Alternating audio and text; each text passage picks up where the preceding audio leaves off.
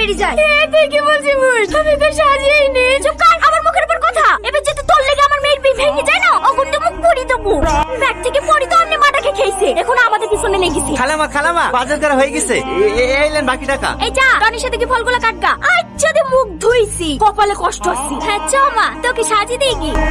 কাঁদেন না, আপনি এই বাড়ির বড় মেয়ে হওয়ার পরে আপনার উপরে যেভাবে অত্যাচার করে দেখি আমারই কষ্ট হয়। আজ যদি আপনার আব্বু বেঁচে থাকতো তাহলে কোনোদিন আপনাকে এইভাবে কষ্ট দিতে পারতো না। আপনি যত তাড়াতাড়ি পারেন ভালো একটা ছেলেকে বিয়ে করে এ বাড়ি থেকে চলে যান। চুপ করো, তোমাকে কথা কাটতে বলিনি। এই সালমা, মানুষ চলে এসেছে, তাড়াতাড়ি ফলগুলো রেডি করে নিয়ে আয়। হ্যাঁ আসছি মা। দাঁড়ান, আমি তুলে দিচ্ছি। সরি চলছে নাকি? না ঠিক আছে। আব্বা, আমি এই মেয়েটাকে বিয়ে করবো।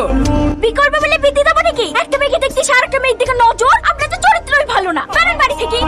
দিল্লি তো আমার মেয়ের বিয়েটা হয়নি। বিশ্বাস করেন মা, আমার কোনো দোষ নাই। আমি শুধু চাবিটা তুলতে গেছিলাম। চাবি তুলতে গেছিলি? না, আর সেরকম ছেলে আছে? ছেলে থাকবে না কেন? ওর থেকে কত ভালো ছেলে আছে। সমস্যা তো হয়েছে আপনার সৎ মেয়ের লেগে।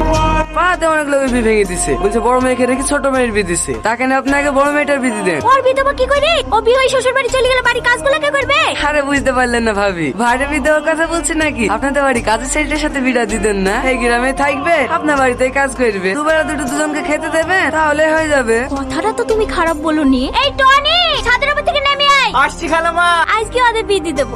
হ্যাঁ বলেন খালামা। ধানগুলো গোছানো হলো? হ্যাঁ খালামা হয়ে গেছে, আর 2 বস্তা মতন হবে। ঠিক আছে, পরে করিস। যা পাঞ্জাবি পরে আইগা। কেন খালামা? আমার মেয়ের সাথে তোর বিয়ে দেবো। আপনার মেয়ের সাথে? চুপ, আমার মেয়ের সাথে না, সৎ মেয়ের সাথে। ঠিক আছে খালাম্মা, আমি রেডি হয়ে আসছি। এই লাও, খাবারটা খেয়ে লাও।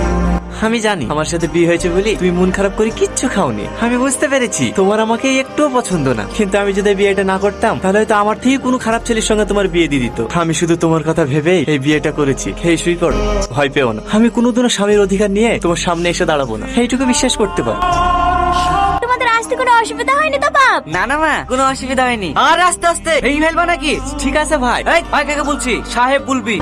ঠিক আছে সাহেব। হ্যাঁ, বিয়ের পরে প্রথম শ্বশুর বাড়ি আসলা, আর যতই কাজ থাক 1 সপ্তাহের নিচে কিন্তু বাড়ি যেতে দেবো না বাপ। না মা, অতদিন থাকতে পারবো না। সামনে মঙ্গলবারেই চলে যেতে হবে। একটা নতুন রাস্তায় টেন্ডার আছে, আমি না গেলে আবার পাস হবে না। তুমি জানো মা, তোমার জামাই সব থেকে বড় কন্ট্রাক্টর। তোমার জামাইয়ের ওখানে বিশাল সম্মান, কেউ স্যার ছাড়া কথাই বলে না। আর আমাদের অশিক্ষিত গুলো আছে, কাকে কি বলি সম্মান দেয় সেটাই জানেন। ওষুধটা খেয়ে কম হলো? হ্যাঁ, একটু কম লাগছে। এই লাও, আদাতে চা করে নিয়ে আসনু, খেয়ে লাও। দেখো মাথা ধরেটা কমে যাবে। তুমি একটু আরাম করো, আজকে ও বাড়িতে কাজে যেতে হবে না।